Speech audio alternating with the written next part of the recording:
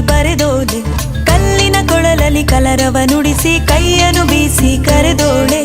ಕಣ್ಣಿಗೆ ಕಾಣದ ಕಾಗದದಲ್ಲಿ ಕುಂಚದಿ ಕಾವ್ಯವ ಕೊರೆದೋಳೆ.